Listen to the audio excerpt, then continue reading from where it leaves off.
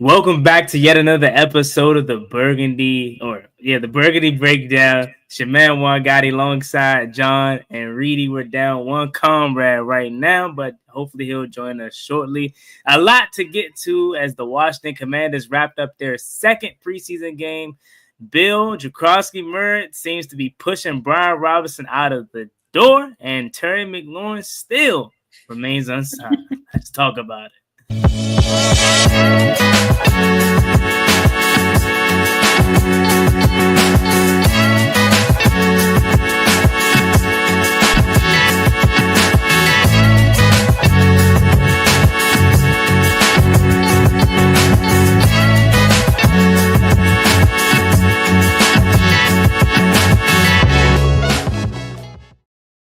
Hey, Jon, I'm gonna need you to change your YouTube name because every single time I think of the Burgundy Breakdown, that's why I paused because I was about to say the Ballin In Burgundy podcast.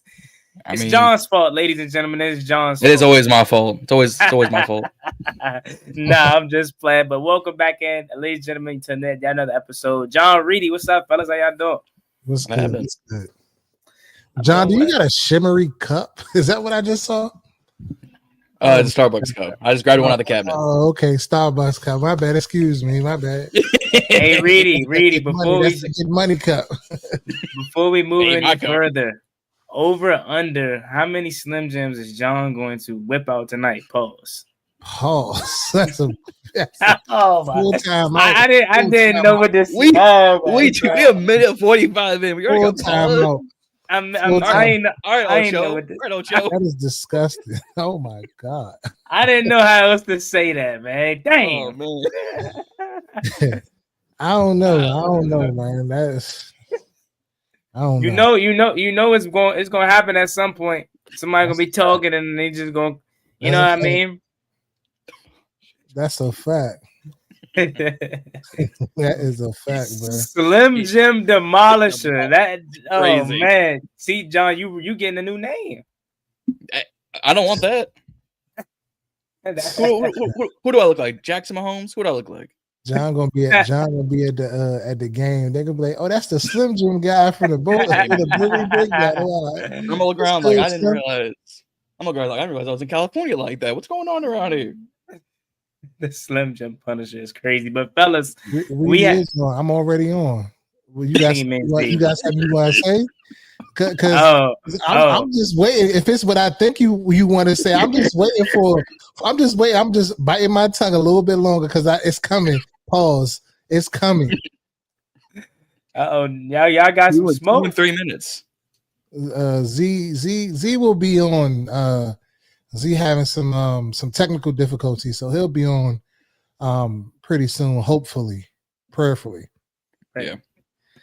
But fellas, we do have a lot to get to tonight. Obviously, the Washington Commanders wrapped up their second preseason game, and it was an electrifying one. I use that term loosely because after the starters got out of the game, it was a snooze fest for the most part. But that early on atmosphere, I was there at the game. You would have thought it was a regular season game. Soon as they panned to Jaden Daniels in the starting offense, everyone just went crazy.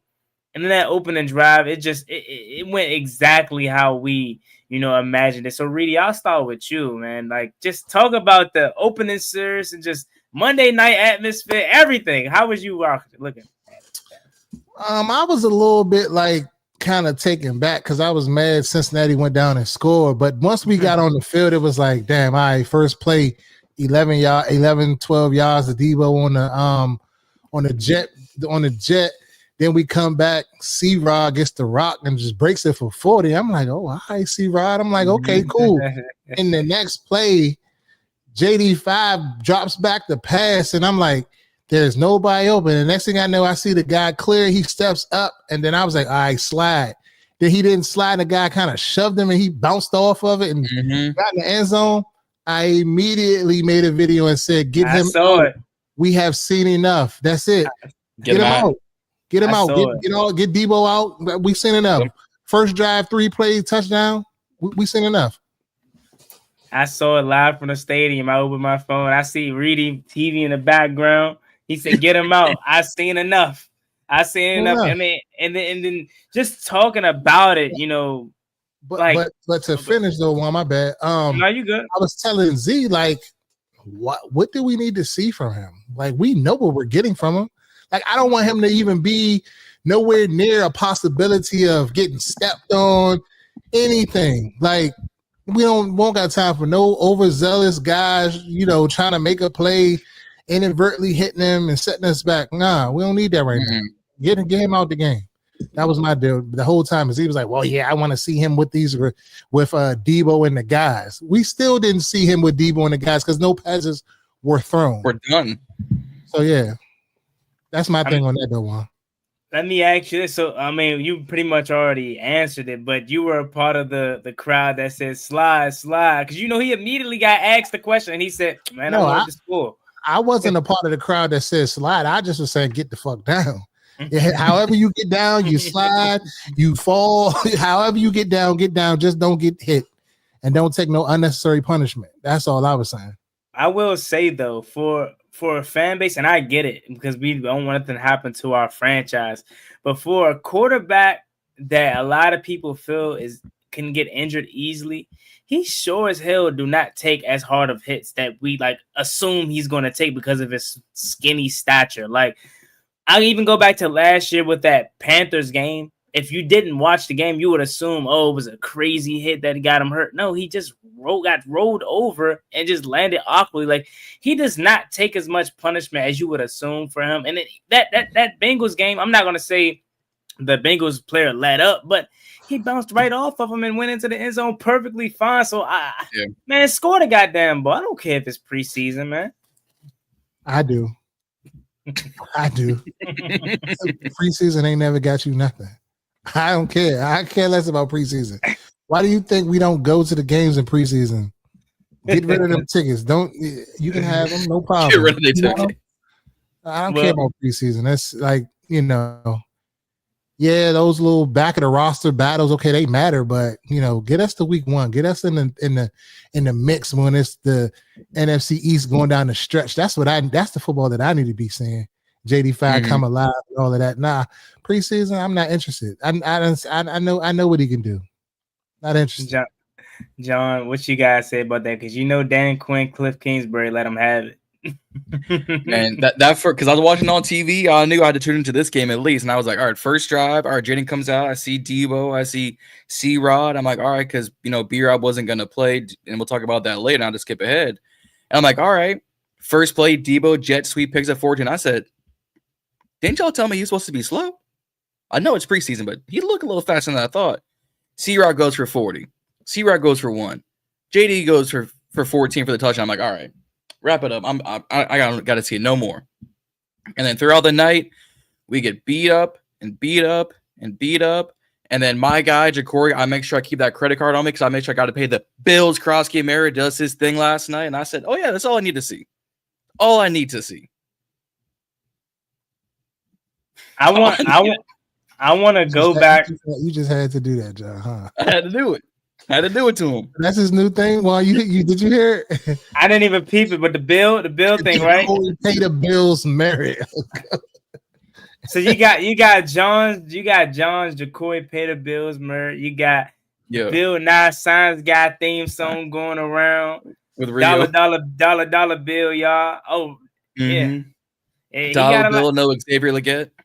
I will say this. I wish Z was on the show tonight. Yeah. Man, I really want to just say he called that shit. He really called that shit. He waiting for it too. Shit. He probably smiling at him. We know Z watching. He's over 2 now because he called that up. The fucking the edge rusher Von Miller called that too. I called him actually earlier to ask him, like, bro, like, how did you really far see this? Like, for real, like, really, like, far, like, we'll get into that, but it's crazy. Z-Cam. I think John losing that name or Reedie losing that name. Cam don't even really know what he talking about. he an insider. John just be throwing stuff at the wall. John Hey, be working sometimes too. But that was the first thing that was on my mind tonight, fellas. I'm not gonna lie. I wish I Z had a live stream webcam in the corner while he was watching, because I just know he was cheesing ear to ear when he saw Bill break through that defense and score a touchdown. Yeah, I see what he put on our page. He made a whole post. Yeah, so I was like, bro, clip this up real quick. And he was like, nah, I'm working on something. I was like, all right. Next thing you know, a few minutes later, he comes with the whole post of Bill, a whole clip of me saying that I needed to see a little bit more from Bill. I wasn't quite working on. Old. And then the next clip was Bill breaking the touchdown, and he put his Reedie sold now. I said, all right, good. You got it, shorty. But speaking of Z has just entered the chat. Yeah. He has just entered the chat. What's good, bro? We here to talk about Bill. What's up? Bill? What's Z? What's up? Hey, Juan, that was strategic. What he just said. I know he was watching. He was watching. He was watching. He was watching. We know he was. Yeah, but nah, Reedie, I appreciate the apology before the game. You got it out the way. You know what I mean? Because you knew what was coming. You saw the dominoes falling. B-Rob, saw the signs. B-Rob headed out the door. You saw the signs coming, and he got his apology out the way. I appreciate you, Bobby. Look, I told him, I said, yeah, Bobby, I think you might be on to something. I'm gonna just go ahead and tell you now, my bad. I apologize for that. He's like, nah, save it for the pod. I was like, I ain't saying that shit on the pod. I'm not saying that on the pod. But now airways now. I mean, you already know, man. I was psyched, but the whole time, to be honest, you know how when you expect something, you know what's happening, and then it happened, instead of going crazy, you just sitting there I told him. You're just like, I told. So I was kind of in a calm, but I was all immediately in I got to cook up a post. I got to get some content around it, and I had a few pieces because I went and grabbed receipts from our old episodes, and I got a few clips. I'm like, let me piece these together and post it. But dog, excited as hell. You know what I mean? The chips is falling, like I said, the way I predicted, and I think Young ain't gonna be nice. I mean, nothing bad to say about him. You know what I mean? He and just the one part I just keep thinking about, damn, he really went his whole senior year just practicing, scout team, just to get through the year and still get motion and have some action out there and get some bump. I'm like, man, that speaks character. So I think Young is gonna be nice.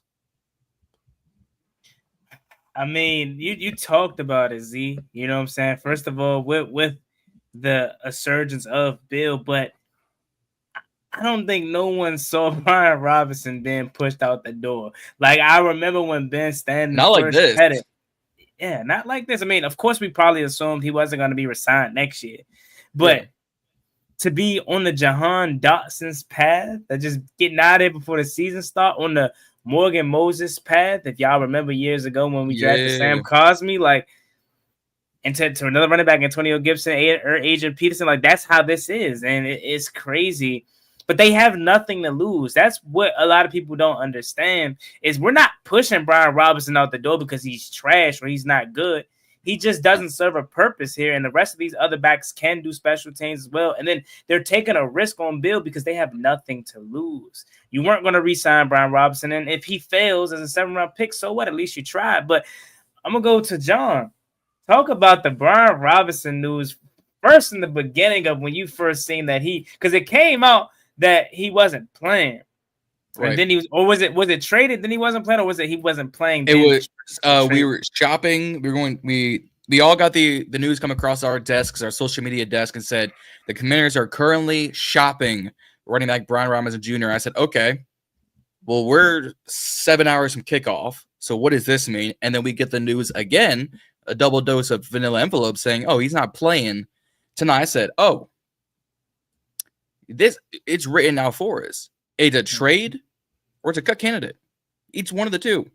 And I've gone between Bleacher Report, A&Z Sports, shout out Josh Harris, my guy, and a bunch of other articles, and they've all kind of got this same value. 4th and 5th round for B-Rob, whether it's a package, whether it's straight up. I said, so is he just a better Jahan value? better Chase Young value. You get a 4th and 5th round pick for Brian Robinson. That's a steal. I do that any day. Yeah. I mean, good. No, I was just gonna pass it off to Z. Talk to me. Take me through your whole process. I mean, when I saw the alert, like you said, when was it Ben Standick or whoever else reported it first, like a few days before it went national. When I seen it then, I'm like, well, I guess there's some truth to it. I didn't really pay too much attention. I saw it, but I'm like, whatever. And then when it went national, I'm like, oh shit, it's really got some traction. And then to kind of see how the team kind of followed behind that. Oh yeah, Dan not necessarily denying it when they asked about it. Then it was like, okay, yeah, he's not practicing today. He's not suiting up. He's not gonna be. He's not even at the stadium. Even today or yesterday when it was just like, yeah, he's not practicing. He's been excused. It's like, damn, like you just went from being at camp, doing your job to like, you're not no longer in the interest. So when they said mutually agreed not to play, I knew it was really written. Like it's over. He's getting traded or released. Like, they're not gonna do that because one, if he will be trying to get something on some tape or just get some bump. But to still try to make the roster if he still had a chance. But for it to handle that way, it's like, okay, he trying to make sure that he be safe, he don't get injured, and just trade me or release me. Hearing that the team is willing to take on some of his salary just to get a deal done, this shows a lot. Like they really trying to get this dude up out of here. Yeah, I mean, and I think that goes to show you, honestly, Z. It goes to show you that they truly still value him. They don't want to cut him. If they have to, they will. But they're doing everything that they can to try to trade Brian Robinson to get some type of compensation out of him. Because unlike Jahan Dawson, wherever Brian Robinson goes, he's going to produce something because he still has skill. But Reedie, what's your thoughts on this? I kind of was in disbelief when I heard it because in my mind I'm thinking like, no, they didn't. Like they didn't really just do this. Like it just didn't seem like that writing was on the wall for him. Just based off of just in general. But I will say, like I told Z, I was feeling like when we were at camp, like B-Rob was like more like outspoken and adamant this year, like with the fans and stuff like that. I've never really seen him like interact with the fans like that. And in my mind, I'm thinking like, bro, you might not be here. But I really wasn't ready to come to terms with it because in my mind, I'm thinking like, well, he'll be here by necessity because we don't have nobody else. So like, I didn't really think that they would just walk away. So when Standick came out, what he came out with, I was like, I've never really known Standick to cap. So, but in my mind, I was just like, I don't know about this one. This is like an outlandish take. And then you fast forward a few days later, and they're just like, well, he's not playing tonight. And then today, for Dan to say, we're trying to get this resolved quickly, it was just like, damn, like he really is out of the building. Like he's done. His game's almost over. He'll never play another down for the Washington Commanders. And that speaks big on the room. They've been mentioning throughout camp that this running back room was a deep crew. And it just goes to show who they have and the confidence that they have in the room, that they're willing to let him go and move forward. So now that I look at the roster, like, is it like who's going to be the starter? Because it's not going to be Eckler. It's good. It seems like it's going to be a 1-1 or 1-2 punch between Rodriguez. Yeah, like Rodriguez and Bill.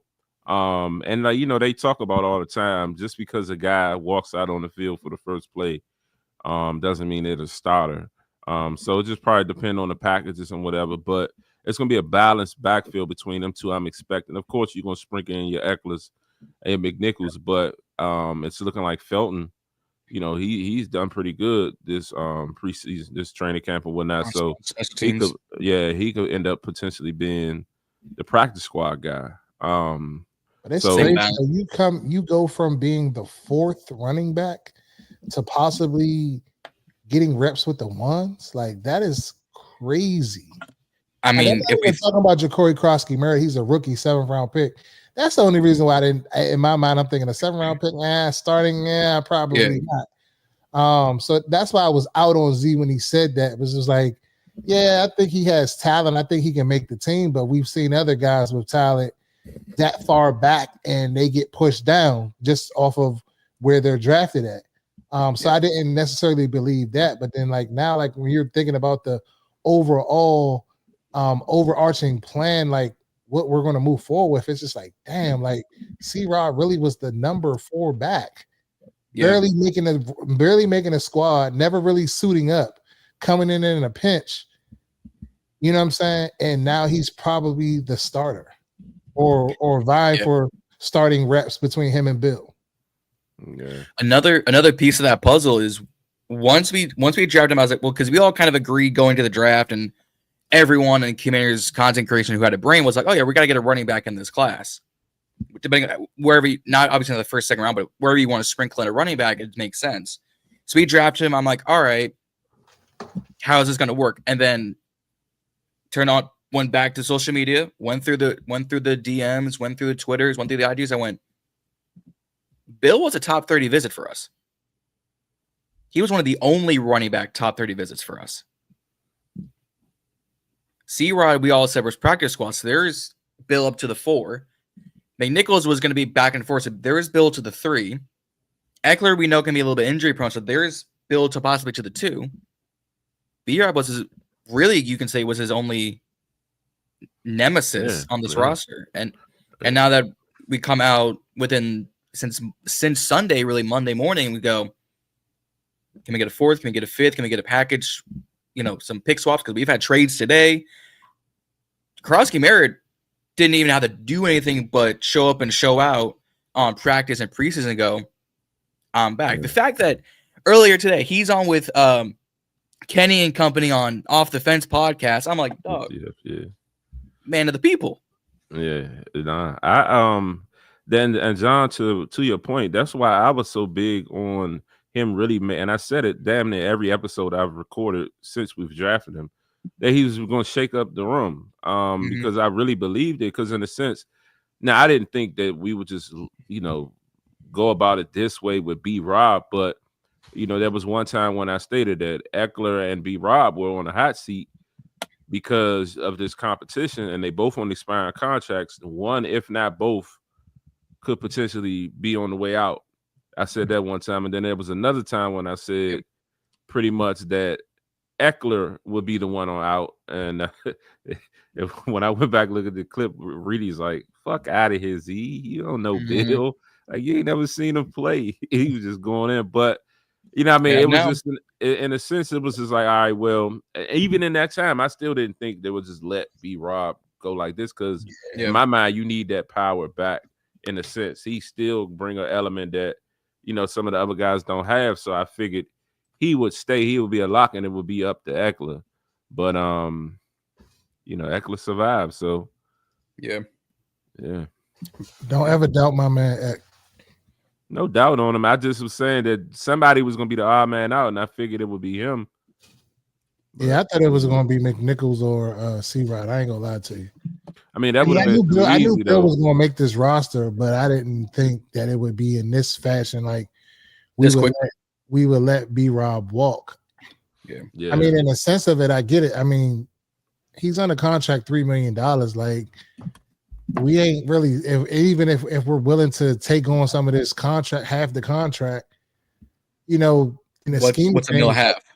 I thought they would just use him for this year and just not re-sign him. You know what I'm saying? Not just look to get rid of him. But if you think, go ahead, John. No, I want to take it away first. Oh yeah, I was sitting there enjoying the show. I mean, I want to allude to Reedie's point right quick, because I had to defend Eckler today. Y'all are going to stop disrespecting Austin Eckler as if he is just this washed up bum.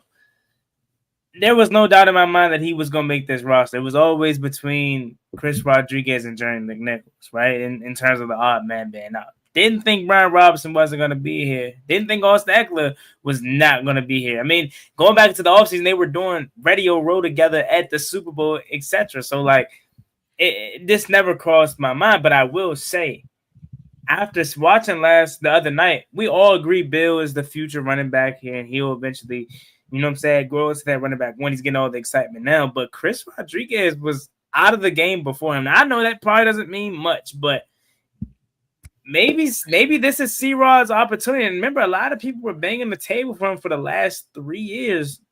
And maybe get a shot, yeah, maybe this is the opportunity he's looking for. That makes sense too. I mean, again, they strive on that. No matter how you doing as a rookie, you're gonna have to earn it. Mm-hmm. So, what I mean? That's what I took, out of that situation when I'm like, okay, C-Rod out. I'm like, damn, Bill's back in the game. And, he had like constant reps, and then they end up bringing C-Rod back a little bit. Then they start moving with Felton. So when I saw that, I'm like, okay, cool. This still fits that. They're going to make Bill earn it and let him know, like, it ain't shit been handed to you. So ain't sweet. Yeah. So I understand that. I mean, he need the reps. Yeah. So C-Rod's a person that I think would benefit the most from this, though, honestly. Absolutely. Because you think he's always had these cameos, right? Tennessee last year, here and there the year prior. He always had a game in a regular season, but it's like he never got a full opportunity. Now you're telling me you're excluding one back out of this room that was a major part of this backfield. And me personally, I have a hard time believing that Brian Robinson isn't the better one of the best four to keep. So I'm having this gut feeling that they're keeping 3 backs. I could be wrong about that. But it's hard for me to see them still keep 4 backs and B-Rob not be one of the 4 unless they truly think one of those two of these 4 guys have to play special teams. Because then in that case, I will understand because C-Rob plays special teams, Jerry McNichols, and Bill can all play special teams as well, and Eckler on kick return. So maybe that's why they keep 4. But I don't know. I'm getting this growing feeling that 3 backs is what we'll be looking at the final 53. I think back to your point, even Reedie's point with the whole B-Rob thing. If for whatever reason this doesn't get resolved and he stays on the roster, it's going to be 4. It's going to be him, Eckler, C-Rod, and Bill. But we're also sitting here saying, well, Bill's out the door. Well, why can't you get value? I can name you 5 teams right now who need running back depth, starting competition, and because of the amount of injuries already this preseason. Teams need it. Saints, New Orleans, Tennessee, Chicago, Cleveland, and I'm going to throw Miami in the mix because of on Achane, he's got his injury concerns. I don't really trust Jalen Wright like that. And I'm thinking of they got Ollie Gordon out of Oklahoma State. Great in 23. You couldn't find him in 24. I put an APB out for him. Still couldn't find him. So now you're looking at this roster like Wright and Gordon. Hey, yo, B-Rob, how you feel about Miami life? I feel like if he get cut, he gonna end up on Dallas or Philadelphia. I don't think Philly fans want him. I feel like, and then here's the other thing. This organization strives on not releasing things to the media. Yep. So your man, by him, Jordan Schultz, releasing this report, this kind of like messes it up for them because if I'm said team that John mentioned, I'm not trading for him. I'm going to wait for him to hit the open market and try my hand then. But I don't have to give up anything. I just give him a little contract or whatever.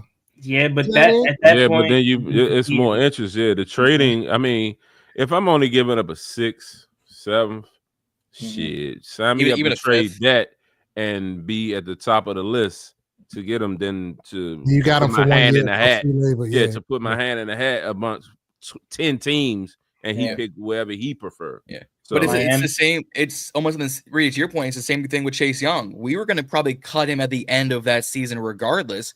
San Francisco needed edge help because Nick Bosa, besides him, they couldn't get any pressure on the quarterbacks. They said, you know what? I'm going to take. But the trade, trade conversation is different too. Like if it was some real trade conversation, then to Reedie's point, it's like, fuck that. I'm not giving up a 2nd or a 3rd. I would just wait. But if you're talking to 6th or 7th, hey, take that shit. Let me come on over here. Let me see if you work out over here. If not, cool. we'll waive you. It's a rental. I guess we're in a situation where we got to kind of take what we can get. Yeah, I mean, we can still waive him and he can get claimed, which I was thinking they probably would attempt to do. To get somebody else to pick up that $3 million, but it just depends. Yeah. If he waive him and he goes somewhere else, he's off our books completely. Right. Yeah. I mean, even though I don't buy this much, but a lot of people were saying in the community that maybe it was a mutual interest for him to sit out because they already have a package deal that's in the works. You know what I mean? And they didn't want to ruin, that with a possible injury or him putting on the show, whatever may have you. But to John's point, a team like Miami could use him, especially with Mike McDaniel saying that they want to switch their whole scheme to be more powerful, right? They want to become run first instead of like that. Did that. Yeah. Wow. Which, I mean, he's on his last leg. He's on his Zach Taylor shit. Like he's on his hot seat. This is the last. He has to try something. So there are teams out there that can use Brian Robinson's services, and that's why I think they're pushing so hard to try to get a deal done. And that last resort, they're like, all right, we'll cut him if we have to. But just to ask this question to y'all, like, how weird would you be if you were Brian Robinson if it got to a point where they couldn't find a trade partner and they're like, we ain't gonna cut you. We just gonna hold you for the rest of the year. Like, I get it's a business, but it would have to be some type of like weird feeling just being in that locker room knowing that like they don't even want me, because word on the street is he don't even have a locker room no more or locker room. Yeah. Damn. It's key probably don't work. Yeah, it's like that. Jamal Adams. Damn. It's weird. That's what I'm like. But also, I don't know if y'all seen it, and I'm not saying this was connected to that, but it definitely triggered me. Lake tweeted to Candy or Donna, one of them, and he was like, "Hey, y'all," it was Candy. He tweeted to Candy like, "Hey, Candy, you remember what we saw in the tunnel, talking about in New England, or what we saw in New England?" So I don't know if there was some type of exchange, because he said it like right after the B-Rob thing. So it's like, I don't know if there was some type of exchange they saw, or you know what I mean, that kind of made things sour and stand out amongst the insiders. But yeah, I'm like, what could there have been? That if B-Rob truly doesn't have a locker room, like Juan and to Zee's point, because me and Reed haven't heard us, and that you're 2 for 4 on this pod hearing about this. If that's the case, if I'm B-Rob, I might just sit out the rest. To quit, do some side work with Terry on the sidelines. Been like, you only want me here. Just what's the old Corey Coleman clip from the Browns training camp years ago? Man, if y'all don't want me here, just trade me. Just get rid of me. Mm-hmm. All right, do one of those, because I don't think I would want to be a hostage in this case. What team? I forget what team it was, but like, we don't want. Oh, it's Pittsburgh. We don't want hostages. We want volunteers. Well, if you keep B-Rob like this, you're no better than Bane and Gotham taking hostages like this. Yeah, and I allude to that point because I think it's so easy for us as fans and other people in the fan base and content creators to say, it's just a business. Suck it up, man. You show up to work, right, blah, blah, blah. But it's like, how would you feel if you were going to work every day knowing that they don't want you here and they're just dealing with you because they can't do nothing with you? You know what I'm saying? So it's easy for people to say. That's why they say stay home.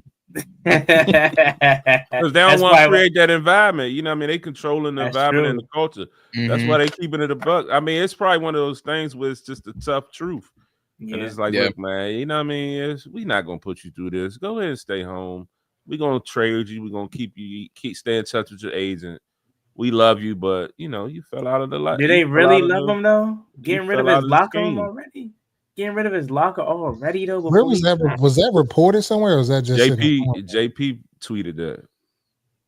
Oh, like just think about. Like, I'm hearing B-Rob don't even have a locker anymore. He tweeted that the other day.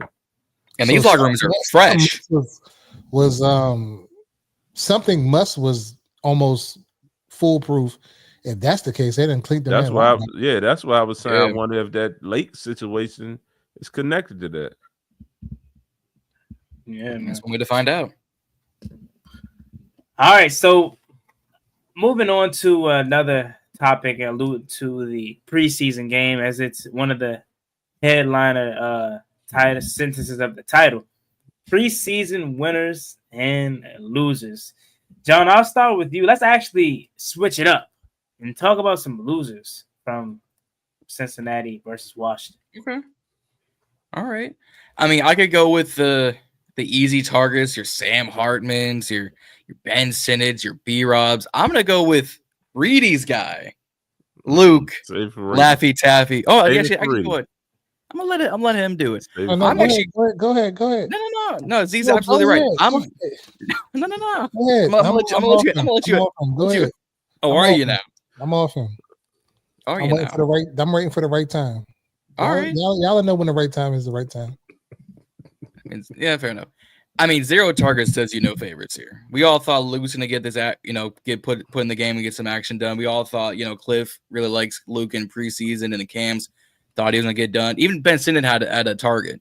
And you look at Josh Johnson, you look at Sam Hartman, and you're like, I didn't realize you were playing keep away with McCaffrey's. All right. Yeah, he's not helping his stock whatsoever. And to Reedie's point, even last week, you got to make the most of these opportunities. Well, part of it is he's not getting any, or if he is, he's not taking advantage of them. So I'm going to say Luke McCaffrey, because the fact that Jalen Lane got some pieces, Debo got a piece at the beginning. I don't even think Brooks got in, or if he did more than McCaffrey. He did. He got a catch. Yeah, so he did more than McCaffrey did, and that's the UDFA versus your 3rd round pick. So, I mean, it's low hanging fruit at this rate, but I'm gonna go LMC. That's interesting because on tape, alluding to Reedie's point, though, he loves making sure we know that he's open, but he may not be the first, second, or third person in progression. I don't remember the play fully, but I did see a clip from the tape. He ran a streak down the sideline and was wide open. Now, again, I don't know if that was backside of the play. The quarterback couldn't see him because it wasn't his progression. But again, why he isn't getting opportunities is beyond me, because you can draw up a screen for him. You could do something to get the ball in the hands of Luke McCaffrey, to then you can say, he's not getting it done. We're giving him all the opportunities in the world, but he's not getting it done. But now you sit here and it's easy to say he isn't doing much and ain't helping his case, which is true. But it's like, okay, what do you have on tape to point to that? Is it something that he's doing, or is it us as the play calling offense that's not getting him involved in the offense? Because I mean, it's how can you judge someone like that? You know what I mean? Happens every year, B. Every year, there's a guy in the similar shoes, and nobody blinks an eye to it. But okay, he comes from a pedigree of good football players. So let's just immediately want to just hold on to him. Oh, make every excuse in the book for him. It happens every day to every player up and down 32 rosters in this league, and nobody has sympathy for them. So why should we have sympathy for him? Like, I don't wish no man to get fired. I'm not saying that at the end of the day, but I'm just saying, like, if you ain't getting it done, you ain't getting it done. We trying to win. You know what I mean? It is what it is. And I'm just saying, and I ain't said, the people saying it. The people saying it. I told y'all how many weeks ago? Come on. I got crucified in the comments.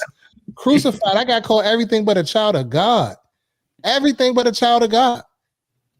But if he gets cut Tuesday or Wednesday next week, just know Reedie is going to go the fuck in. I'm gonna make sure I bring popcorn. I'm gonna make sure I got post notifications turned on. I'm just saying y'all know. And I'm not wishing for the man to get cut, but I'm just saying he ain't getting it done. Like, you know what I'm saying? Make it make sense. Like a B-Rob. B-Rob has contributed to this team for the 3 years he's been here. And look what happened to him. So, but I don't hear nobody crying about B-Rob. And he's done more. But everybody crying, what do you expect? He just started playing receiver 2 years ago. Oh my God. Well, he's still lied to you, Martin. Why are you mad about it? You're sitting up here talking about this man. He's out here working. Everybody's out there working, B. But you ain't saying nothing about the guy that was an undrafted free agent that's cutting his teeth, that's busting his ass every day. He gets his ass cut. You ain't saying nothing about him. So what's the difference with him? Because he comes from a long line of good football players? He got a brother that's like that. He had a father that was like that. So that immediately gives him a pass. What they say about Braun and Bronny? They said that was nepotism, right? So we're not gonna say that about that. I'm not saying it is. I'm not saying it's not. I'm just throwing it out there. Y'all can take the bait if y'all want. But I'm just saying, like, what can we say that he has done? And we can make the same argument for Ben Sinnott. We can make the same argument for others.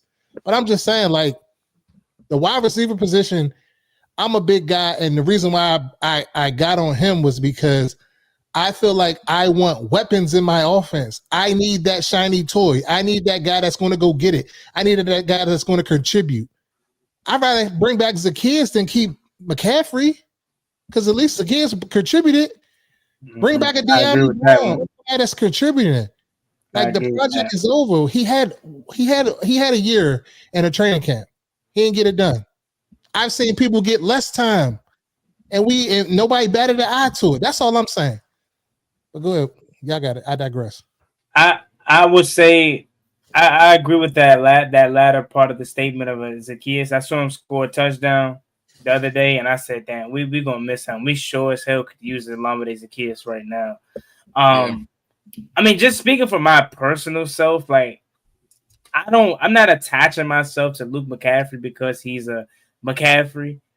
I think it has to do for me personally, and I have to kind of get over that. But knowing that we used high value on this guy, you know what I mean? And to see just how he hasn't progressed, at least on the outside looking in, it kind of has me in a gray area of, like, what Reedie is saying isn't wrong, and I have no proof to back that up and defend it. But at the same time, it's that part of me that's just like, damn, we really about to give up on a 3rd round pick already? Like, you know what I mean? But as you say, it happens every day. It happens every day, regardless of round, regardless of your play, things change. And that could be the unfortunate reality for Luke McCaffrey. But I think the one thing that is saving him is the lack of talent behind our assumed starter receivers that could help him in the long run to make this roster.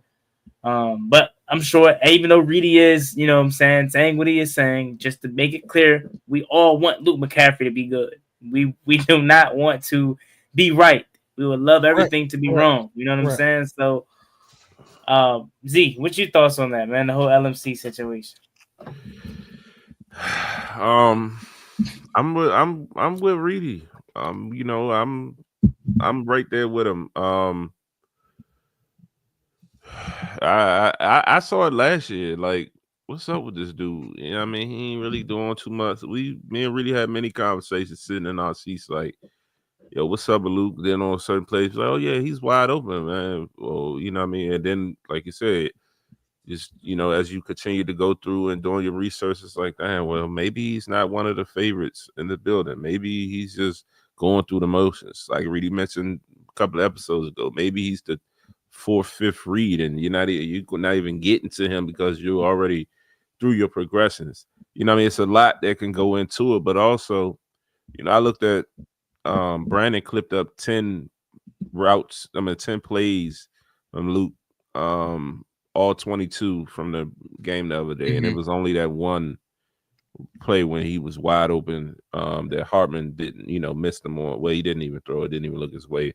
And like you say, even on that play, it probably was he probably wasn't even a part of the, you know, first couple of, you know, going through the progressions, wasn't the first couple of reads, but it's just like, bro, like, he don't get no separation. You know what I mean? There's like a lack of route running, and he not giving no speed, not doing anything that stands out. So it's very just regular, basic. And I don't know. I wouldn't be surprised if he cut. But as much as everybody went in on Reedie, I'm starting to see the narrative change. And I've been talking about it all week. You know, I've been seeing, oh man, Luke's stock is down, cut him. Oh man, the Commanders should cut Luke. Luke is on the hot seat. Like, okay, now y'all 2-3 weeks fucking late. You know what I mean? But catching up. You know how it is. Yeah.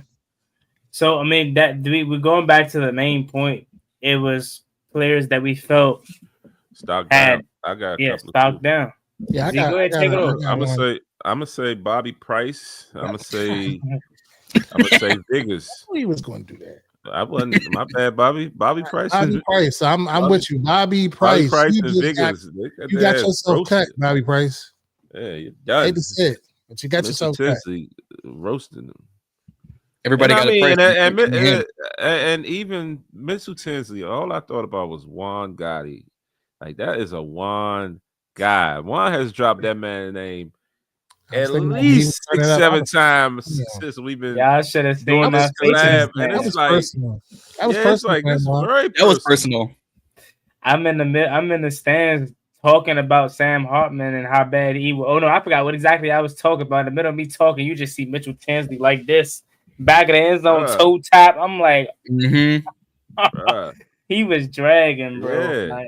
Yeah. And they love him. Jamar Chase talking highly of him. Burrow, Joe Burrow calling for you to make the team. T. Higgins support you. Like, he in a good spot. He in a good situation over there. I mean, and that's the thing with this league. Sometimes you have to go somewhere else. The scheme that coaches may not be for you. That doesn't mean that you're not a good player. Like, even going back to the Luke McCaffrey situation, he might pan out. He just may not be in this offense. And that's okay. It happens sometimes. Sometimes life is about adversity and how you bounce back from those adversities. Like, you know what I'm saying? Look at Michael Jordan. He got cut from his high school team, arguably is the greatest basketball player of all time, depending on who you ask. Right. You know what I'm saying? So it's like, just because it didn't work out, hey, that don't mean it ain't gonna work out for you. And just because we saying I'm just judging you off of what you did for us. That's all I can see. Yep. And the one that comes to the forefront of my mind of a guy that went somewhere and did great things was Preston Smith goes to Green Bay, and I'm like, damn, why he didn't do that shit when he was here? He was on the brink, but they didn't want to pay him. They didn't want to pay him. That's what it was. Yeah, but he was really good with Green Bay. Yeah, he turned into a Pro Bowler. Did he got a ring with them? No. I can't confirm. No, I think no. The Packers' last ring was 2011. I don't think he was in the league. I don't think he was. No. Yes, President Smith has only been in the league since 2015. Yes, there's no way. Yeah, no. And then and to go back to the Mitchell. Go ahead. Oh no, you good. I don't know if it was lagging or whatnot, but I ain't hear anything. You got it. You said to go back to Mr. Tinsley thing. Oh no. Yeah, Z, finish your point. I can hold on to that. Oh no, I was gonna kind of just speak back onto the wide receiver room as a whole. Like, where are we, like, as a group now, guys? Like, how y'all feeling really about this wide receiver room? Like, Michael Gallup ain't panning out. Debo and the guys. Noah Brown ain't out there. What's the other guy? Who else? Jalen Lane. Well, Jalen Lane is looking like he's a hell of a football player. So, yep. A good thing for him. Brooks. But it was this all season when we started out, we had Terry, Debo, Noah, Michael Gallup, Chris Moore, KJ Osborne. Yeah, like stretching. How y'all feel about that back end of the wide receiver room now? I mean, I know how Reedie feel. Why? How you feeling?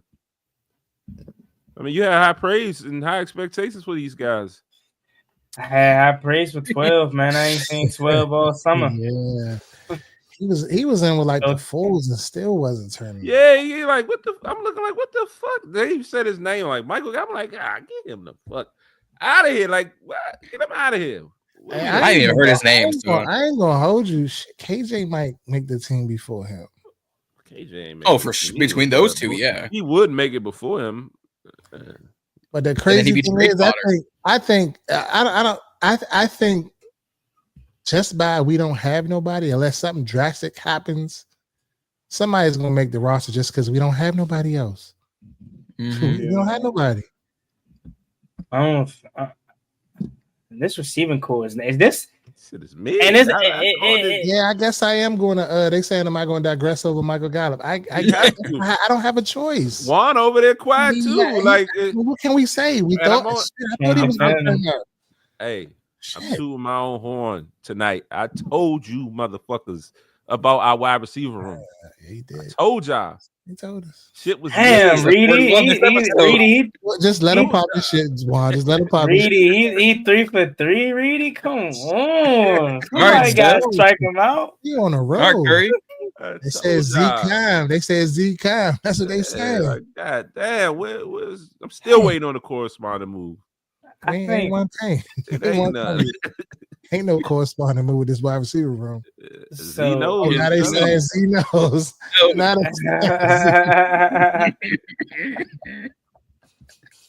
Hey, I already got that. I already copyrighted Reedie though, so he can't come. That's my intellectual property now. We ain't doing that. Good. Can we find I knew he was gonna bring it up. I tried. Like, I don't say that, but I know he gonna be like, "Yeah, Reed, yeah, what's up with your man, Michael Gallup?" And I ain't trying to bring him up at all. I haven't seen nothing from him all summer, man. All summer. Not even training camp. Not even training camp. I ain't even make him see him make a catch. I ain't even seen him in Indies. I be seeing Sanders more than I see him. I see Straction more than I see him. And Straction got cut. He got cut. Yeah, but so I have more recollection of his memory in training camp than I got more of Chris Moore. Right. But my thing, we need to hit this trade block free agency list after cuts.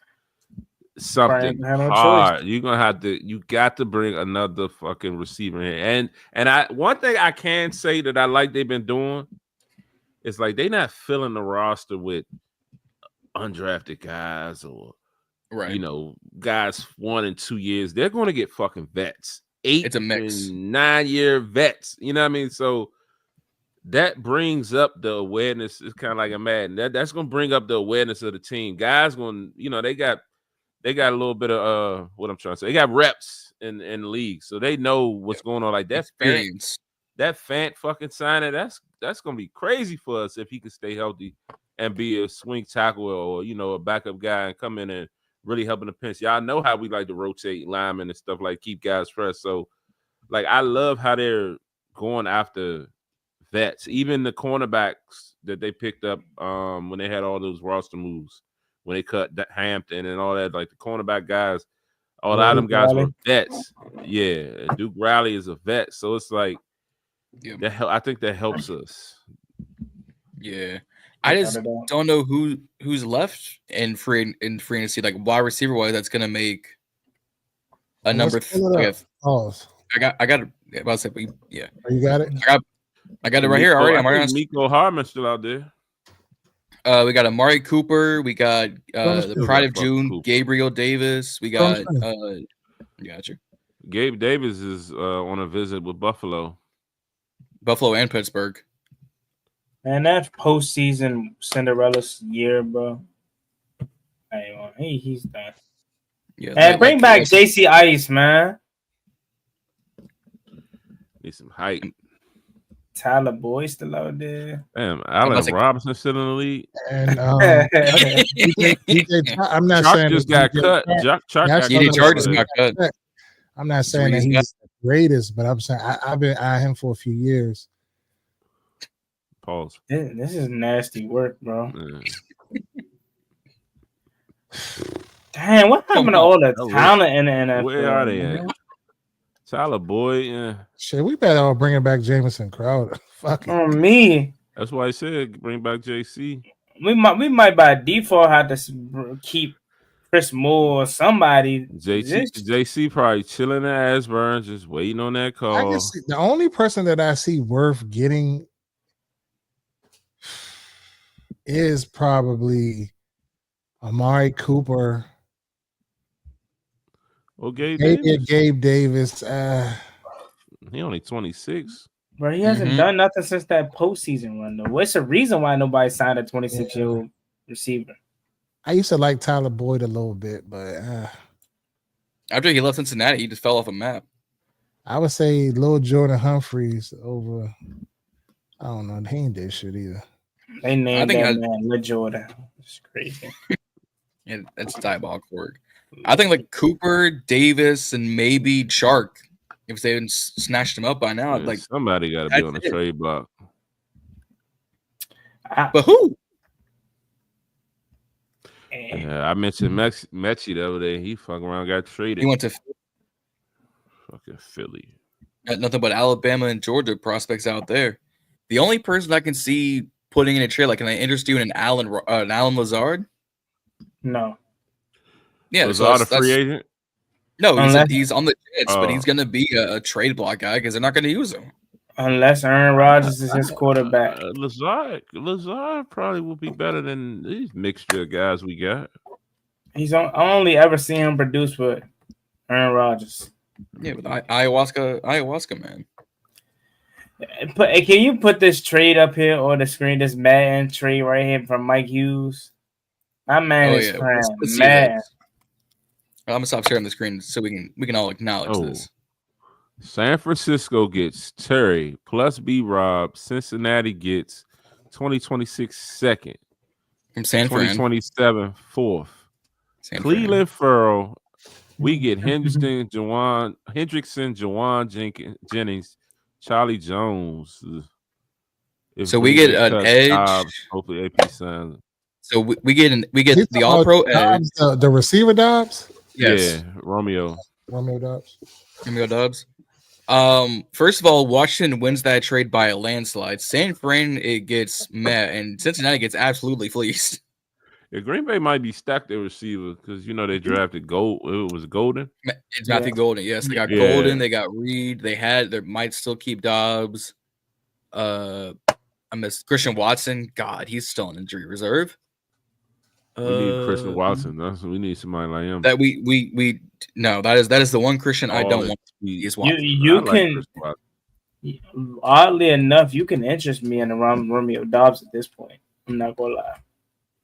At this rate, if he's not crying for the ball and throwing tantrums how he did, was it last year or the year before that where he literally had an outpour because he wasn't getting the football or something like that? It's like, bro, at the end of the day, you're Romeo Dobbs, bro. You're not Devontae Adams, bro. I'm sorry, but anyways, I at this point, I mean, fellas, obviously significantly better because we got Deebo Samuel, but like, I don't think this receiving core has been this bad since Dontrell Inman and Antonio Gandy Golden, and that's where it feels like we're at this point. And obviously not because we have a number 2 weapon, but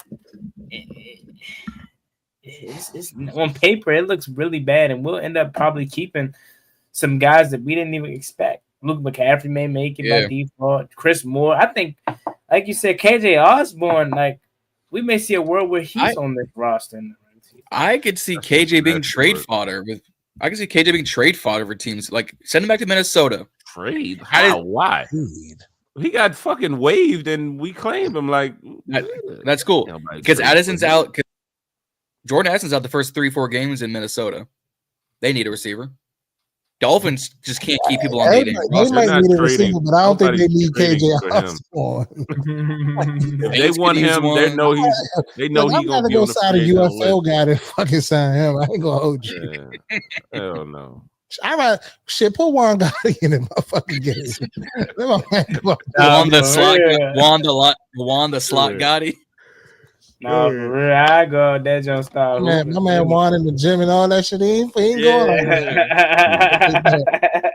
that. Nah, next jet sweep Juan Gotti. This proves how important Terry is. I was about to say how. So how are we? Like, how upset or irritated or frustrated, whatever the word is, with this trade situation now that we are heading into the 3rd preseason game, about to come up on cuts, and it's still a thing. Go ahead, Reedie. When we were just talking about the receiving core, in my mind, what went through my head was, all right, Terry, you starting to piss me the fuck off with this dumb shit. I don't even want to be on that type of time. I don't even know if I believe that for real, but it just crossed my memory bank. Like, come the fuck on, Terry. Like, what are we doing here, bro? Like, how long are we going to insist that we're top 4 receiver money in this league. Like, Terry, I love you to death. Love you to death. But, bro, you're not there. Not there. You need another season, maybe a season and a half to really solidify you as a top 5. We got to see it. Yeah. Just because you had 1,000, barely getting 1,000 yards, that don't put you in that conversation. Yes, you turned the fuck up last year. You had the 13 touchdowns. But, you know what I'm saying? Like, you're not doing it at the clip that these guys are doing it, bro. So, like, just go ahead. And I'm never going to tell a man to just not know his worth, because you got to know, sometimes you got to bet on yourself. But come on, man. Like, and I ain't saying bend to the team, because I'm player first. Fuck these teams. You know what I'm saying? Like, player first. But, dog, we got shit to do, Terry. Come on. No, that's facts. I think, and what made me realize that today was Ben Standing. Like, I've been standing, and don't get me wrong, I've always trusted these insiders, but like after he hit the B-Rob thing on the head, man, I'm like, I gotta trust him wholeheartedly. And he said today, like, he got sources that are close to the team that are saying, like, they're fed up with Terry McLaurin and his representation. Like, they're tired of this. And that alluded to your point, Reedie, that like maybe we see a situation in which AP is like, all right, bro, I tried everything I can do. Just play the last year of your deal and get the F. Like, we done, bro. Like, I love you, we want you here, but what's going on? And again, a lot of people feel, even Ben Standing said, like, a lot of people feel like it's Terry putting too much faith into his agent to get a deal done instead of taking control of what's his at the end of the day. Right? Like, at the end of the day, it's him that has to go out there, put his body in his line. It's him that has to agree to terms with this contract. Just go ahead. And it sucks because as we get closer and closer to the start of the season, it never crossed my mind that we could see a reality in which Terry McLaurin is playing on the final year of his contract. And if that's the case, if it gets to that point, he's gone, fellas. I truly think I think that relationship is beyond repairable if he gets to the point of playing on the final year of his deal. Because at the end of the season, say he goes out and balls and have 1,300, 1,400, 1,200 even. He's probably like, man, I ain't coming back to y'all. Y'all ain't even want me in the first place. I'm going to test free agency. But not to cut you off, the ball is in the Commanders' court. Without a doubt. He's under contract this year. No matter what you do this year, turn up or continue what you're doing, they're gonna franchise your ass next year. You do it again, they can franchise you a second year. So you got this year plus another 2. It'll be about 3 years before you can really get up out of here. But do you think they would really be willing to tag him if they weren't even willing to give him the contract that he wanted? It'll be less than what he's asking for. Contract. He's asking for what they say. They saying he asked for 35 or more, 34, 35 or more. Yeah. In franchise tags, it ain't gonna be. So it'll probably be that in year 3. What's top 5 money on franchise? I mean, for top 5 wide receiver money right now, it's 28. Something like that. So 5, yeah.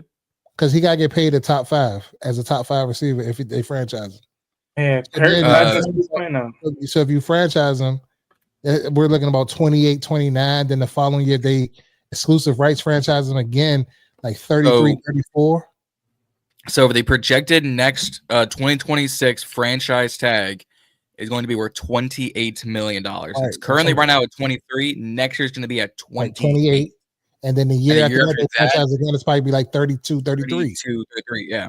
Right. So I posed this to Z. Yeah, you're cheaper that way. But I posed this to Z yesterday. We didn't pose it on the pod, but I posed this to Z. I said, do you think do they give Terry a 4-year extension with 3 years fully guaranteed and a void year on the last deal?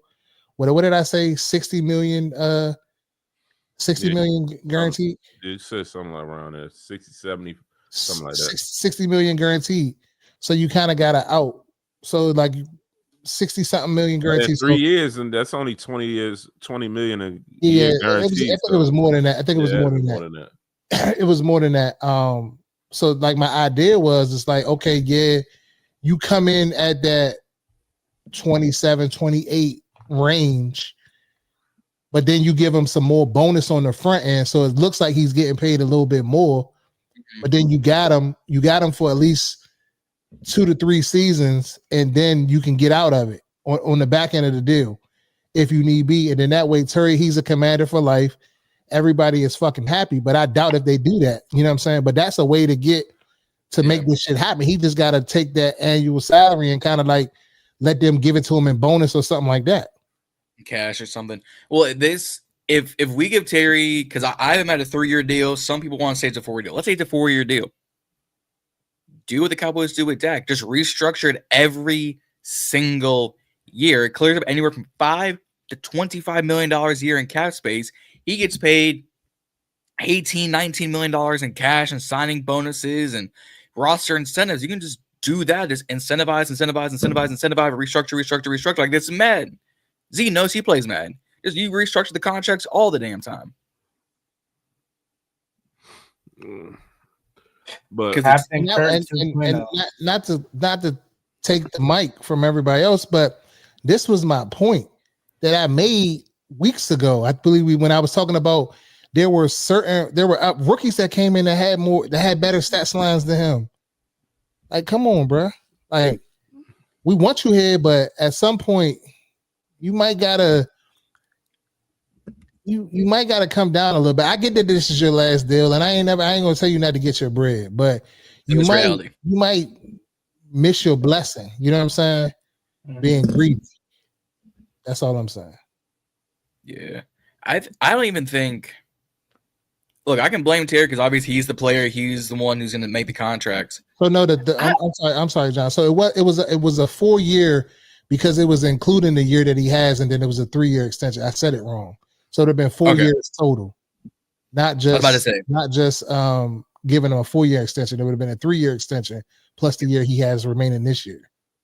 I was about to say that. I was like 3 years at the max had to be this next extension.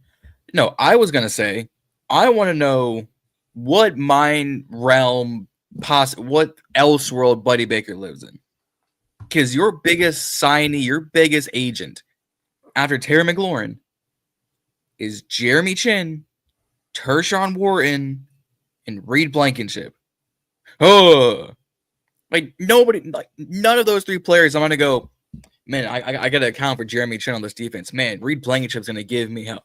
Dog, Tershawn Wharton is that guy. No, nobody on your client list is that guy except for Terry. So you're hitching your only high horse, your only show pony to do this. But yet you wonder why you still can't get more clients because you go on bullshit like this. Terry, go talk to Mama Jackson. Go talk to Mama Daniels. Go talk to Yo Mama. Because I guarantee you they would have gotten your deal done 3 months ago. I told him, man, to talk to his mama. I'm just saying they would have got this done 3 months ago. I'm so over this. I'm so drained. Yeah, and it doesn't even involve me. Yeah, That's crazy. Yeah. I truly think the fans are the people that are taking the biggest brute of this whole situation because at the end of the day, Adam Peters is going home to millions. Terry McLaurin's going home to millions and a nice family and shit. We living our regular life stressing about this more than they are, bro. It's to that point, man, where it's like, I love Terry, bro. I do. But we're saying the same thing for the best since what, April? May? Captain Kirk 2.0, Brandon Sheriff 2.0. That's what it's looking like, bro.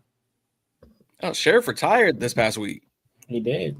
And at that point, even let's say we go down a Kirk Cousins road.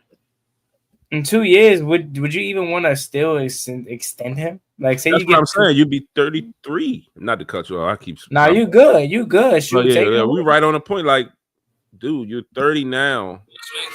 You're about to be 30. And you get 2 more franchises, you'll be turning 33 trying to get a new deal. So it's kind of like they in that situation where it's like, bro, like you need to take this money. Yeah, you can get and guarantee money. Otherwise, you're gonna be betting on yourself year after year after year. Yeah, because you only and hoping for a contract after those franchises. Mm-hmm. And you might by that time, motherfuckers gonna be signing you to 1 year, $15 million deals. Yeah. 1 year, that's the harsh reality. $5 million, some shit like that. unless he just straight dog shit every year. I think that just put it in a whole new proper perspective of why he does not have no leverage. None. Like, he needs to sign his contract, man. Oh no. Yeah. But John, and for us talking about our frustration, how did y'all feel when Dan Quinn expressed his frustration? Man, he's just tired of talking about it too, bro. He wants to talk about football, man. Man said, we're not about to play Where's Waldo? Like, y'all asking me these roundabout questions. Oh, is Terry gonna do this? Okay, so the ankle is taped up now. So does that mean it's taped and he's gonna touch the grass and then maybe run?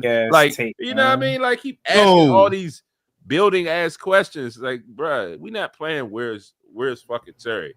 Like, we're not about to do that. He's going through the protocols. I ain't like that for Dan Quinn though. Nah, he tired. He human. I love that. I love that. I didn't like that for him because I'm always going to side with the reporter because they got a fucking job to do. They're up there doing their job, asking questions. That's what they're supposed to ask. Y'all put us in this situation, so all they're doing is asking their job. They're trying to get news. You got to think. You know what I'm saying? Like he cleaned it up at the end and said, like, I'm not trying to be smart to you, Ben, but I didn't like that from him, but I get it though, like in the situation. But what you expect? Y'all keep coming with these fucking lies. We all know that it's a lie. You blowing a smoke screen. He never was fucking hurt. Like, stop what you doing. Y'all did that. Like, that's not the reporter's fault. They did that.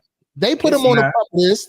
They said it was an ankle injury, and they're just asking questions to follow up. Like, what is the process? People come off the pup every day and start practicing. It ain't no wrap up. He's making that shit up, and we know he is. You see when he was like the first question. I think it was when Cam asked a question, and he gave the whole process, and Cam Kane spent back and asked the same question another roundabout way. He was like, "I don't know if you want me to go through it again." And I'm like, "Oh shit!" Like Dan is tired. Yeah, but this goes back to that interview when I told Reedie. Dan Quinn didn't look like he agrees with this whole Terry shit. If it was up to DQ, Terry would have been signed by now. Like, every time they will, and then again, when they was like asking about Terry and AP was sitting right there, Dan kind of turned around and looked at AP like, "Yeah, what you gonna tell him? What you got? What you got to tell him?" Because this question is for you, not me. You know what I mean? So as much as they respect each other, and, you know, I mean, they running a tight ship. I don't think he fully agrees with this because he knows he needs his number one guy out there.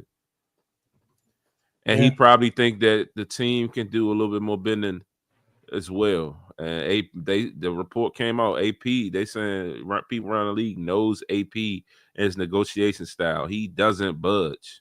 Mm-hmm. Straight. I say Ayuk had to bend. Ayuk had to bend to what they were offering him after like 3 months of holding out. How do y'all think that's going to affect us in the long run, though, with other people, other players? Like, I mean, it's going to be I think year to year, it's going to be a lot of tough negotiations because, I mean, next year, it ain't going to get easier. You got Tunson, you got Lattimore.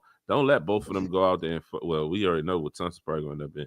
But don't let Lattimore go out there and dog shit, shut shit down. Oh, he's gonna want the bag. Mm-hmm. Luke will be up. Nash will be up. Wagner will be up. Wagner ain't I mean, those 1 year deals don't be really. Yeah, I mean, it's 1 year deals, but technically, I mean, we're going down the list. It's him, it's Luvu, it's Dash, it's Tunzel, it's Debo. Luvu. Yeah, I'm thinking more so like the more difficult ones to negotiate because it's term. They're gonna have longer term. So yeah, that Luvu one. It's going to be an interesting contract too. Yeah, for sure. And before we even continue, speaking of Quan, Quan, man, hey, he had a nice play on Monday. What Joe Jr. saying about him may be true, bro. He said he hold him to the standard of he could be the best safety in the league, and he sure is looking very, very, very good thus far in the preseason. So I'm excited about Quan this season. Yeah. I mean, he stood up Chase Brown in the end zone, and then Chase Brown was like, they didn't blow the whistle. Let me finish this touchdown. I went, Yeah, no, it looked like he was short. He looked like he was short from my seat, but I guess the ball broke the plane. It did. I don't get how you have 5 burgundy jerseys right there, but It just barely it did one of these, just it barely crossed the line. We could take some comments, but before we do that, I do want to say everyone that's watching the show tonight, make sure you guys subscribe to the Burgundy Breakdown YouTube channel. We're trying to grow the YouTube page, and that way we can go over there, and that's our page where we're over there live on the Burgundy Breakdown videos and everything, coverage from the 4 gentlemen up here covering our favorite teams. You don't want to miss it. Big things are in the works for this season. I'm telling y'all, you want to claim your OG ticket now. We love everybody, but it ain't going to be nothing like the OGs that subscribe to the Burgundy Breakdown right now. Don't wait till we start popping. You know what I'm saying? Then try to come along. Now get your OG tickets while you're here and subscribe to the Burgundy Breakdown. It doesn't cost a thing. It's free. Right, Reedie Zee, John. Like in the world of Amazon Prime, and you got to pay for YouTube Premium and ESPN and everything. Right, this is where you get your free Washington Commanders apps. You got to pay for everything, but you don't got to pay to subscribe to the Burgundy Breakdown. Subscribe to Reedie and Zee. Subscribe to Juan Gotti Talking Sports, and subscribe to Ballin In Burgundy Podcast. His name change will be coming soon because I'm tired of getting tongue twisted. Now I'm playing. Trademark not coming soon. I was gonna say another subscription, but I'm a chill. What you talk about? Asia said, let's talk about the defensive line. Let's do it. Dietrich Wise out there from my seat. He out there chasing the wide receiver up the field. I love it. Up the field. Up the field. And he definitely had some key plays. The D line was that one of them? What? Well, sure. I was taken aback by. I'm like, what are he doing all the way out there? Oh, he got some new shit now. Okay. So hey, at least it ain't no Slim Jim. Now he want chocolate dip sticks. Wow. That's crazy, John. That's crazy work. Go ahead. Crazy work, bro. But nah, I was about to say something. Wow. The pressure on Joe Burrow, like that D line, the starting D line excited me because they was able to get pressure on Joe Burrow. He was running for his fucking life in that first quarter, pretty much. You know what I mean? Like you said, getting pressure from not only, the ends, but also up the middle as well. And, stopping the run. The defense played physical. It was flying around. Like we mentioned, Quan flying on that goal line. It was another one. Was it Will Hurst that got one too? My boy. So, like, guys is definitely was out there flying. Now I can't speak about the defense. As far as the second and third, I'm sorry. Can't speak about the second and third stringers that much, but that first team defense looked nice. John, love him some Doc Sticks, man. I'm sorry, John. I had to say it.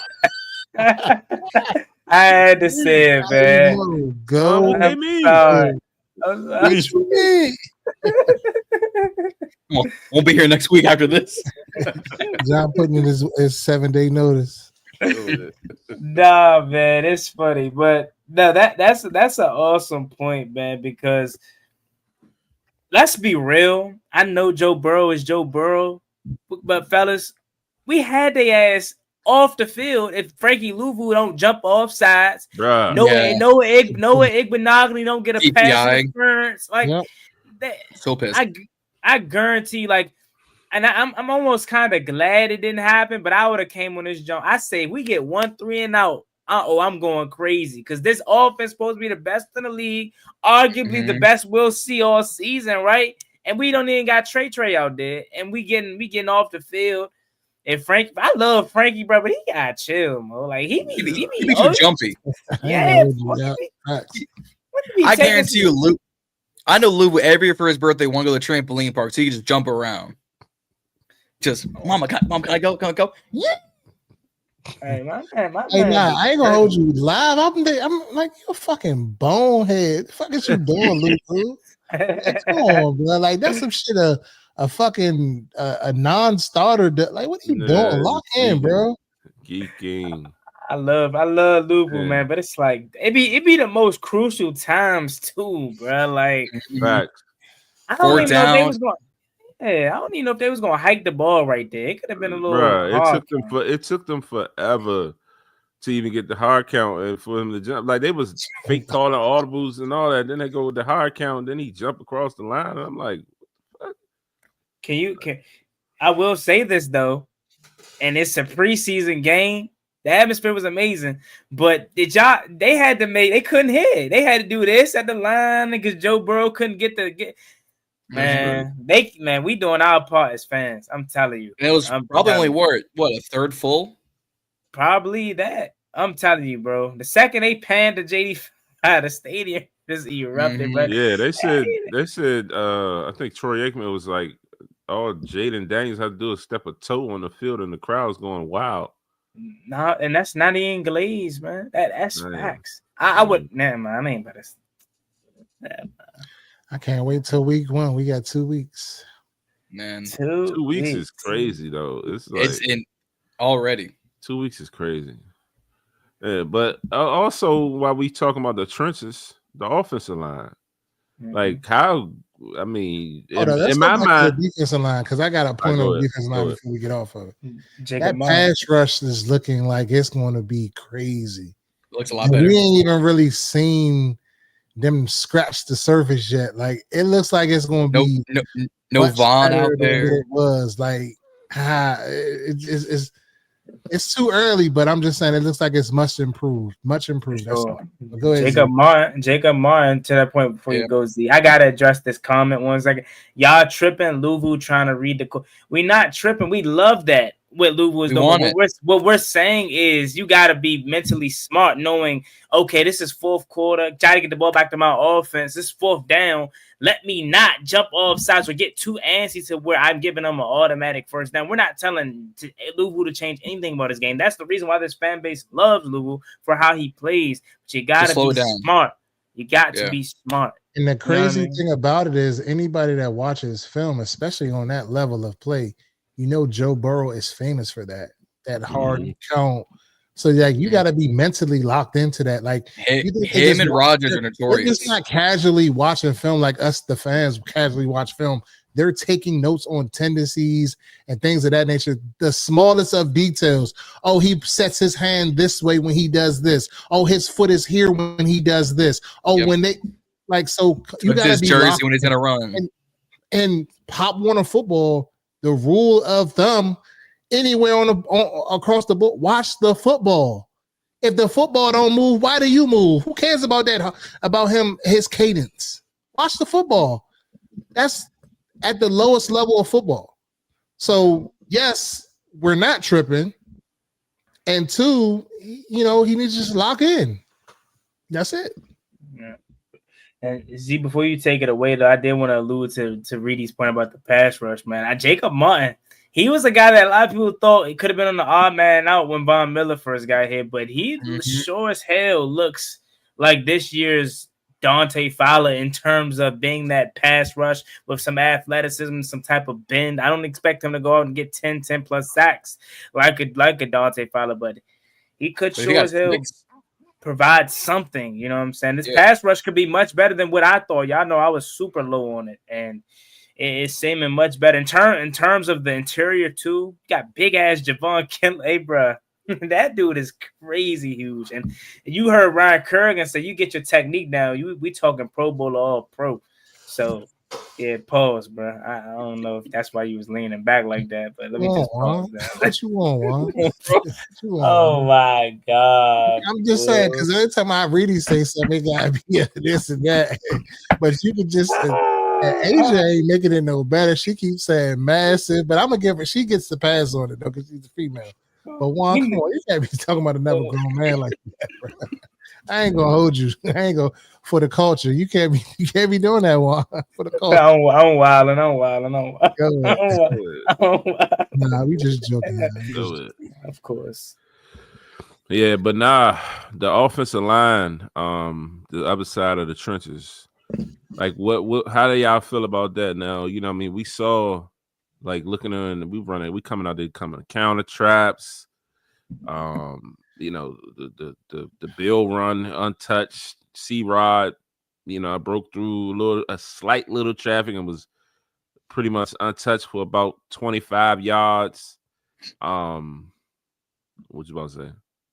I just got one thing. Well, we talked about John Bates on this show.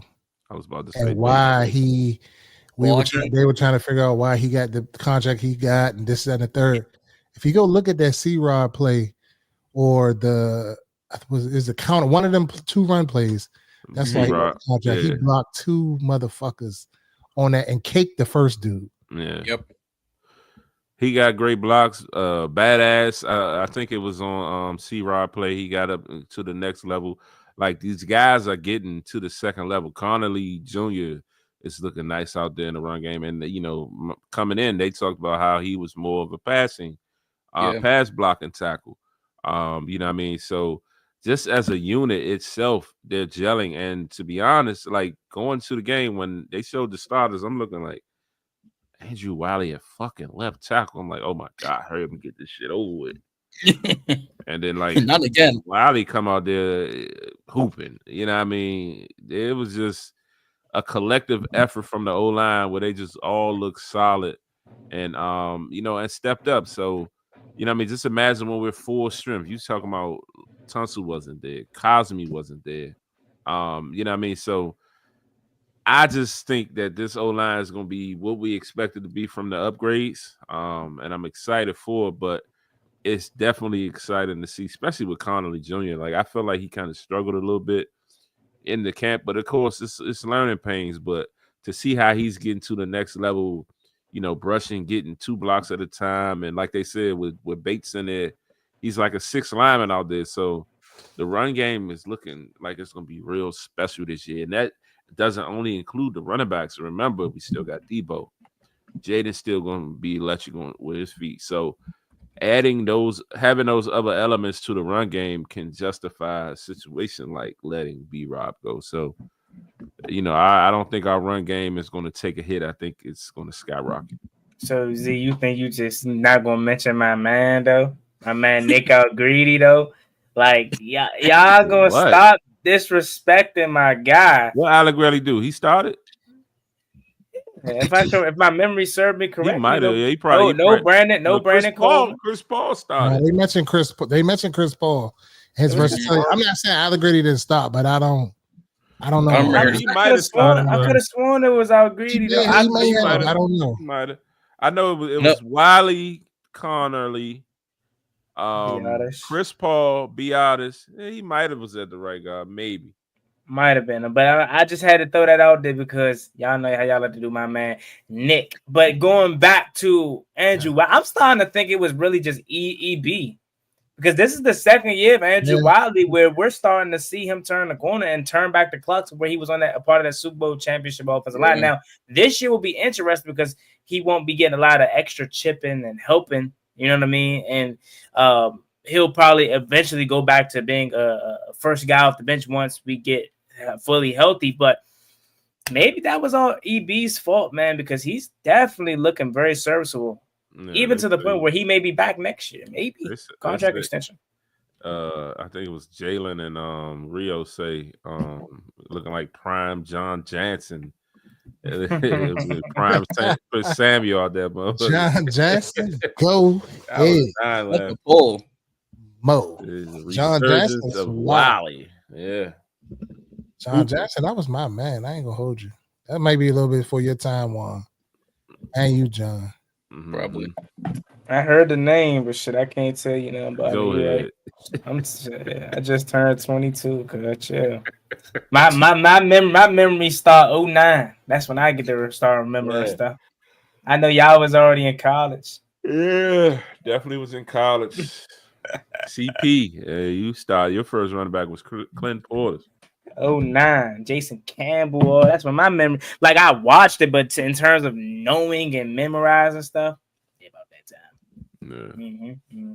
So respect. Show. I mean, shoot. I feel good about this show. I don't think we went through a couple of losers just to finish strong. Winners, we ain't even do winners. Winners. Jalen Lane. I'm gonna start it off. Jalen Lane, after week 1, where he ain't show much of anything, and partially was his fault, partially was Sam Hartman's fault, and obviously the defense couldn't get a stop. Oh, but before we do that, actually, I gotta talk about the kick return game. I don't know if it's different from the TV, but that we got an issue. Kaz Allen, I don't know how he's surviving. I don't know how he's still around. He does not provide me with no type of excitement back there. His ass got flipped. I had to make sure he was okay. Demetrius felt like we need something back then. Maybe Jalen will pop one in the regular season, but I mean, not to compare situations because they're different. But you got LeJohntay Webster, first preseason game, take one to the crib. So Jalen Lane though, Trayvon Henderson took one to the crib. Trayvon Henderson, yeah, for sure. But Jalen Lane definitely. I was already kind of, a big fan of him coming out of VTech in terms of us getting him and how we were planning on using him and all the things we could do with him. Pause. That was crazy. But I feel like Jalen Lane proved to why he can be a legit. Dare I say, would you be comfortable with him being your third option? Say Noah Brown isn't healthy. You know what I mean? So I think he proved a lot the other day in terms of his separation, his ability to make catches. He looked good. So I'll cut it short and just say he was my biggest winner for real. Who you got, John? I mean, I mentioned them earlier. I'm just going to finish it off right now. Bill. Simply put, he showed me all he needed me to. All he had to do was play this few moments here in this preseason game. We good. No. So you got Reedie. Yep. I got 2. I got Josh Johnson and I got Josh Connerly Jr. Winners. I feel like Josh Johnson did what he was expected to do. He came in. Everything wasn't perfect. Everything isn't gravy. But he's out playing Sam Hartman right now for that number 3 quarterback position. That's a loser right there. So I think he solidified himself as the third, the scout team quarterback. And Josh Connerly Jr. is just exceeding all expectations. The only thing I can think back to is the draft night when we took him. And I was on John's live, and John was like, "Did we see what what's his name? Mike Green. Yeah, Mike Green did to him." And in my mind, I felt like that was giving him a bad rap. That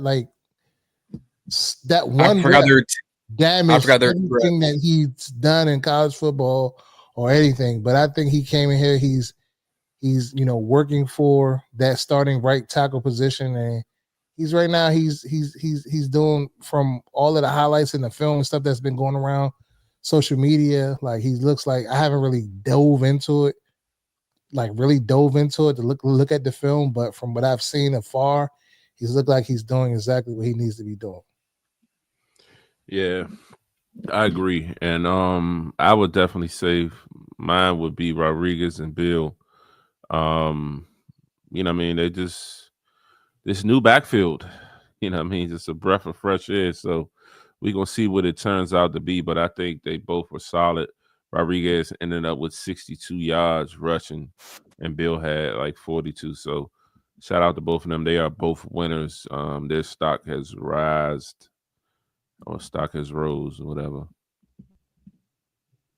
It is risen. But yeah, anything else? Yeah, I wanna quickly mention 2 things to talk about the Josh Johnson thing, but Williams' point hit. He said Gay trying not to kick the ball in the end zone, but not kicking it far enough. Got to get more practice with that. That should have they should have it down by now. That is a little bit concerning. And I don't know if teams still do it often, but remember, some teams have kickers and kickoff specialists, and I don't know if that's something that we may need to tap into because maybe his leg isn't strong enough. Because he does give you kickoffs that favors the return team and give him good angles and good run up starts and stuff like that. And you kind of want that Joey Slice power to where you just kick it off the back of the end zone, have him start at the 25, 30, whatever may have you. But having Gay as the kicker, it could lead us into some trouble in terms of having a lot of having to make coverage plays and a lot of potential returns to be kicked. I mean, you go back to week 1, obviously Travion Henderson, Antonio Gibson. I think there were a few good returns on Monday night as well. So that's a good point. But I'm kind of in the difference with you all with Josh Johnson. I mean, I felt like he was equally just as trash as Sam Hartman. Yeah, the other day, yes. Yeah, like I mean, but overall, but overall, if I had to pick one, I'm picking Josh Johnson over Hartman. Shit, if I had to pick one, I'm just going with 2 quarterbacks at that point. I'm not confident. I'm not confident in either one, fellas. That's just me. I think we have a true, legit quarterback 3 problem. Like, I'm not confident in Sam Hartman. He clearly is only here for Jaden Daniels morale, and Unk need to hang it up. It ain't 2018 no more. So I definitely, and with Josh Dobbs at when you need him. He's in New England. I know, but bro, like I'm not confident with thank God for Mariota, because had these 2 have to be a QB2, I think we would be in trouble, honestly. I wonder how the fan base feels about Hartman not looking basically as this entire preseason. I wonder, those what they're saying. Oh, we still need to let him develop and all of that. Oh man, this ain't about to be 50. Oh man, but fellas, is that all we got tonight, or is anything else we want to cover?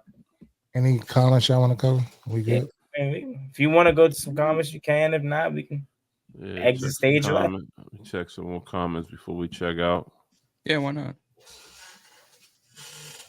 Once again, make sure y'all subscribe to the Burgundy Breakdown YouTube channel. We're trying to grow the actual Burgundy Breakdown page. It takes 2 seconds to subscribe. It's in the link in my description if you're watching from Juan Gotti Talker Sports. It's in the link of every video. It is free $99. You don't have to call. It doesn't cost nothing to support. Literally 2 seconds to subscribe. Subscribe to Ballin In Burgundy Podcast. Subscribe to Reedie and Zee. And, of course, yours truly, Juan Gotti Talker Sports. As these 4 gentlemen, I'm obviously talking in third person, are bringing you some great Washington Commanders content, man. We're on the rise. You know what I'm saying? You don't want to forget these days. You know what I'm saying? Once we get where we're going. So make sure y'all subscribe up, man. But what we got? We also appreciate y'all for locking in with us. We know we get on kind of late some days, but we appreciate y'all. We appreciate all the support, man. I appreciate it. Thank y'all. But like we always say, pop y'all shit in the comments. If you don't agree with us, like we're not yes men. Like if you don't agree with us, let's talk about it. You know what I'm saying? Like we'll laugh about it later. But like I was wrong. I told Z I was wrong. I didn't believe right away. I was wrong. Is he 3 for 3 tonight? It takes a lot out of Reedie to say he was wrong. So I appreciate every apology there is. A lot for me to say that. Very prideful. Have you seen enough of Bill to where he doesn't need to play the next preseason game? I mean, it's one of them situations. If he was to play in the next game, I would say you treat him like a starter and let him only play a few series or first quarter, something like that. Nothing too crazy. I don't expect other starters to play, so he probably get a light load anyway. But I think that just let him play. Let him play. Yes, I'm not alone. Don't sit him up. I'm not alone. What? I'm not alone. Yes, we all didn't had a slip up tonight. Thank you, Z. What did I say? I didn't say nothing crazy. I think you said something along the lines of a light load or something. A light load. Give him a light load. What's scary about that? Give him a light load. What? Reach. Double it down. Not a reach, bro. Look. The comments saying it too. The comments. Is that a reach? That's a reach. Pause, bro. Give that man a light load. The emojis in the chat. A reach. Oh my God. Because it's on you, it's a reach. Nah, that was a reach. It's not a reach, bro. Because I was Another strategic. man load is crazy work. I didn't say nothing about his load. I said the team can give him a light load. I said the team give him a light load. I ain't say nothing about what load he has. You gotta lock in. Hey, I was sitting there thinking of a way to word that properly, and I thought I did. He say no reach. He did not have the same burst with the second unit, but I think that's more the offensive line and lack of correct and the QB play. Yeah, so I don't know. I think he does play because again, no Brian Robinson, Eckler's not playing. Who are you gonna put out there, right? But he probably won't look as efficient as he did with the first unit. But I've seen enough in terms of preparing him for week 1, but you definitely have to put some bodies out there. So he for sure probably will be out there. He say you good, boss. Z, he say you good. Too many subhuman thoughts, the LOL. See, that's the culture though, man. Y'all gotta stop making the post culture a bad thing and taking it to heart, man. It's just fun and games and it keeps you on your toes, man. I know you be walking around and you say something crazy. You catch yourself sometimes like, hey, that was kind of crazy. I gotta watch that. It's all fun and games. Nobody's really taking it to heart, man. When we get off this live, ain't nobody gonna be thinking about, oh damn, I said no question. It's just fun, man. It's just jokes. Man, you know how you know when I'm coaching these kids, like every 2 seconds, they're like, Coach Reese, what are you on, bro? You weird, bro. Like, what are you on, bro? And I be like, Coach Unk, bro, chill. Just gotta give him a light load. Just gotta give him a light load. Like that. It's just that's saying it is just. It's the way he doubled down on it too. All right. Then he came back with confidence. Like, my man is defending the pause. I'm on the John. John trying to get I'm on the John. Giggling. Transference. Yeah, I remember back in the day, dudes were like, John, what you keep laughing for? Did they start sparking his ass? You can't do that. You can't overly laugh or overly size it. You can't laugh at all. They hit you with the. I know you not laughing. It's like, damn, I'm just over here. Like, you better not crack a giggle.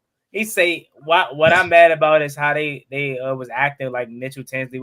Mitchell Tinsley, he was frying. It wasn't the ones, but the thing is about it hurts because he was doing the same exact thing. Yeah, he was doing the same exact thing 2 years ago with the Commanders in the preseason. So it wasn't like he got cut because he wasn't producing. They simply just didn't want to bring him for whatever reason.